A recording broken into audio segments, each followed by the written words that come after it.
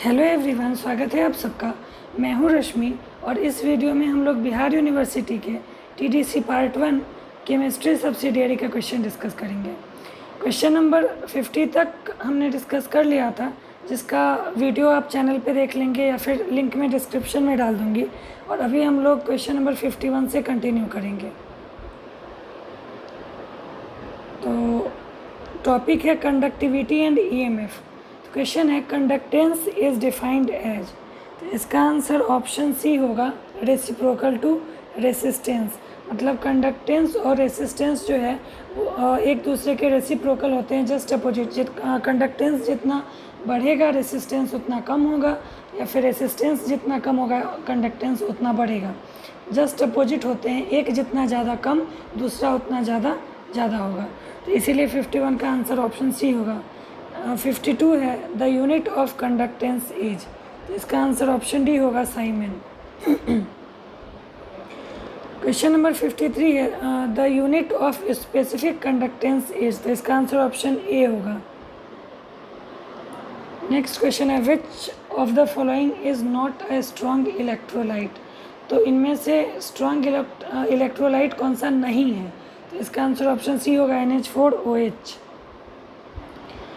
Next question है the conductance of electricity in an electrolyte solution is due to, तो किसी भी electrolyte solution के अंदर इलेक्ट्रिसिटी का जो कंडक्टेंस है वो फ्री इलेक्ट्रॉन्स के मूवमेंट की वजह से होता है, तो इसका आंसर ऑप्शन ए होगा। नेक्स्ट क्वेश्चन है the conducting power of all the ions produced by 1 gram equivalent of an electrolyte in a given solution is known, तो इसका आंसर ऑप्शन डी होगा, इक्विवेलेंट कंडक्टेंस। नेक्स्ट क्वेश्चन है the unit of equivalent conductance is, तो इसका जो unit होता है वो ओम पर सेंटीमीटर स्क्वायर, द पर ओम पर सेंटीमीटर स्क्वायर होता है।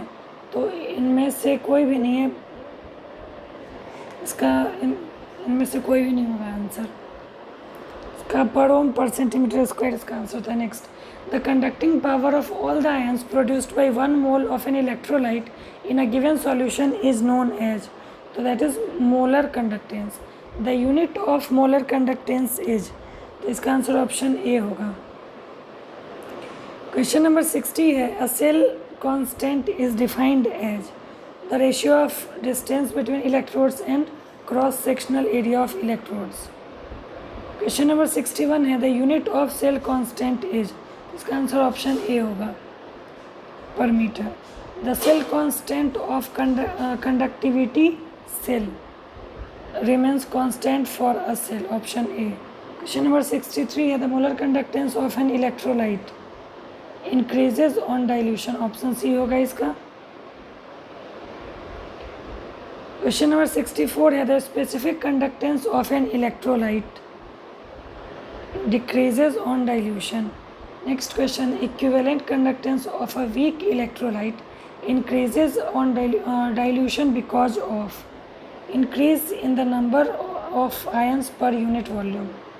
Next question है EMF is abbreviation of electromotive force, 66 का आंसर ऑप्शन सी होगा। क्वेश्चन नंबर 67 है EMF is a potential difference, इसका भी आंसर 67 का भी सी होगा। क्वेश्चन नंबर 68 है the electrode potential of standard hydrogen electrode is 0, option D. Question number 69 in standard hydrogen electrode platinum black acts as a electrolyte, option B. Question number 70 है an amalgam is a solution of a metal in liquid mercury. 71 a calomel electrode contains mercury, option A. Question number 72 है at anode oxidation takes place. 73 number question है at cathode reduction takes place, option B. 72 A, 73 B. 74 the electrode potential measures the tendency of electrode to gain और lose electron, 74 का A होगा। 75 an electrochemical series is arrangement of electrode potentials of different types of electrodes. 75 का A होगा।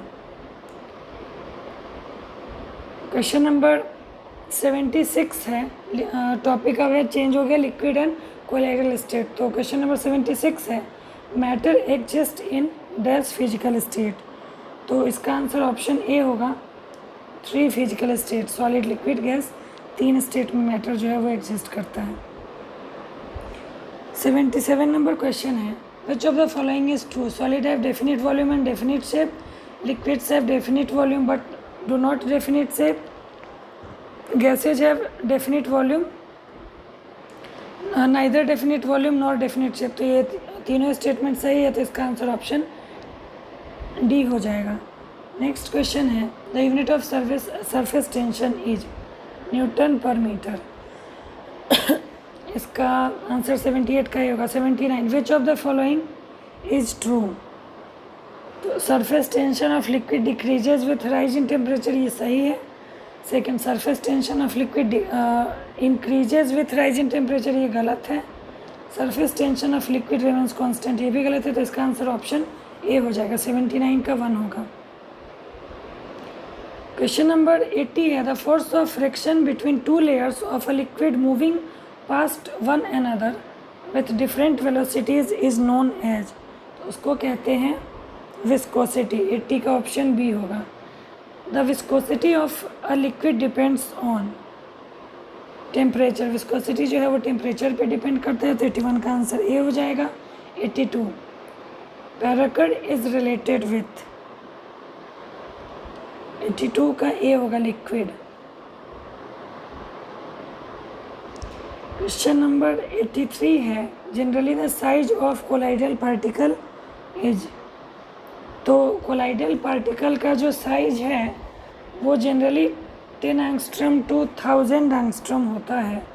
तो इन चारों में तो कोई ऑप्शन नहीं है, तो इसको भी रहने देते हैं। वैसे कोलाइडल पार्टिकल का साइज 10 एंगस्ट्रम टू 1000 एंगस्ट्रम होता है। इन चारों में से कोई ऑप्शन नहीं है उतना, तो इस क्वेश्चन को भी रहने देते हैं।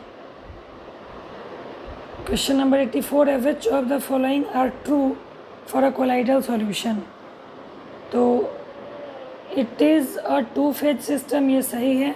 The continuous phase of colloidal system is called dispersion medium, ये भी सही है। The discontinuous phase of colloidal solution is called dispersed phase, ये भी सही है, तो इसका आंसर ऑप्शन डी होगा। 84 का डी होगा। 85, when the dispersion medium is gas the colloidal system is called aerosols, 85 का आंसर सी होगा option. 86, the colloidal system with solids as dispersed phase and liquid as dispersion medium is called sol, option A. The colloidal